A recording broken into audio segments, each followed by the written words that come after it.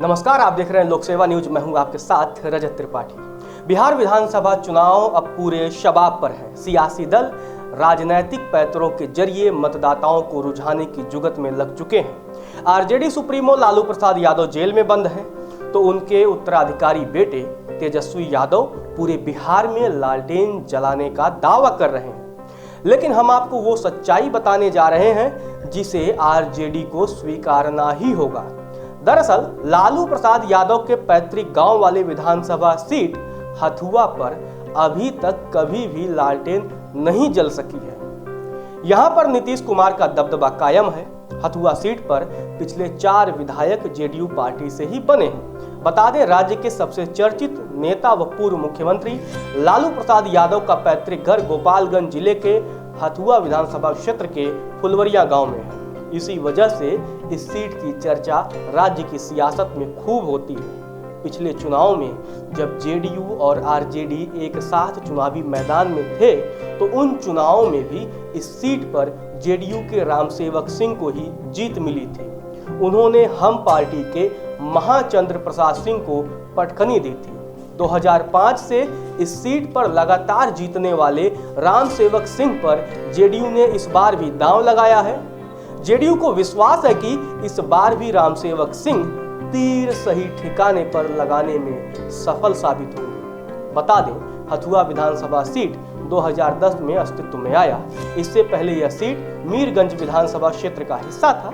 हालांकि परिसीमन के बाद भी केवल इस सीट के नाम में ही बदलाव हुआ, क्षेत्र लगभग वही का वही रह गया। इतिहास की बात करें तो 1952 में हुए पहले विधानसभा चुनाव में इस सीट पर कांग्रेस के जनार्दन भगत को जीत मिली थी। इसके बाद 1957 में जब दोबारा चुनाव हुए तो जनार्दन भगत को ही जीत मिली। इन दोनों चुनावों में उन्होंने प्रजा सोशलिस्ट पार्टी के प्रभुनाथ तिवारी को मात दी थी। लेकिन 1962 का दौर आते आते प्रभुनाथ तिवारी का नसीब जागने लगा और उन्होंने कांग्रेस के सिटिंग एमएलए जनार्दन भगत को आसानी से हरा दिया। इस सीट पर अब तक कांग्रेस पार्टी को 5 बार जीत मिल चुकी है।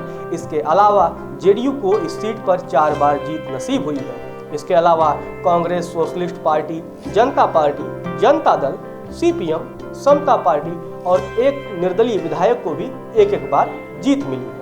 लालू यादव के घर में जो जीतने का सिलसिला है, इन पार्टियों का तो रहा है, लेकिन लालटेन की बत्ती कभी नहीं जल सकी है। तो चलिए आपको डिटेल में जानकारी देते हुए बताते हैं कौन कब इस सीट पर जीत का परचम लहराया। 1952 के पहले विधानसभा चुनाव में कांग्रेस पार्टी के उम्मीदवार जनार्दन भगत ने प्रजा सोशलिस्ट पार्टी के प्रभुनाथ तिवारी को हराया। इसके बाद 1957 के चुनाव के नतीजे भी 1952 जैसे ही रहे, लेकिन 1962 के चुनाव में प्रभुनाथ तिवारी ने पलटवार करते हुए जनार्दन भगत को हरा दिया। इसके बाद 1967 में कांग्रेस सोशलिस्ट पार्टी के शिया बिहारी शरण ने प्रभुनाथ तिवारी को आसानी से हराया। 1969 में कांग्रेस के अनंत प्रसाद सिंह ने सीपीएम के विश्वनाथ सिंह को हराया।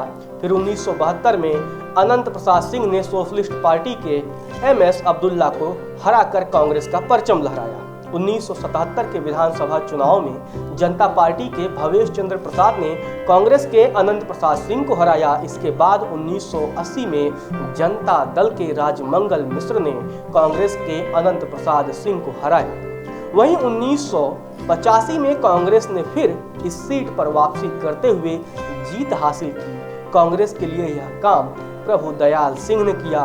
उन्होंने जनता दल के राजमंगल मिश्र को चुनाव में हराया। लेकिन 1990 में कांग्रेस ने प्रभुदयाल सिंह का टिकट काट दिया। फिर भी उन्होंने निर्दलीय चुनाव लड़ा और सीपीएम के विश्वनाथ सिंह को चुनाव में हराया।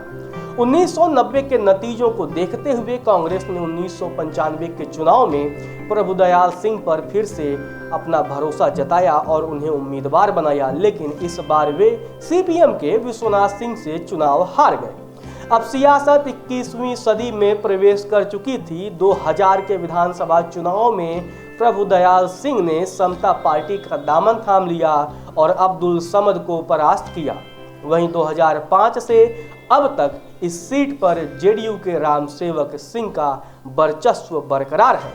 फिलहाल के लिए इतना ही। वैसे बिहार में किसकी सरकार बनने जा रही है, आप किसकी सरकार चाहते हैं, कमेंट करके जरूर बताइए।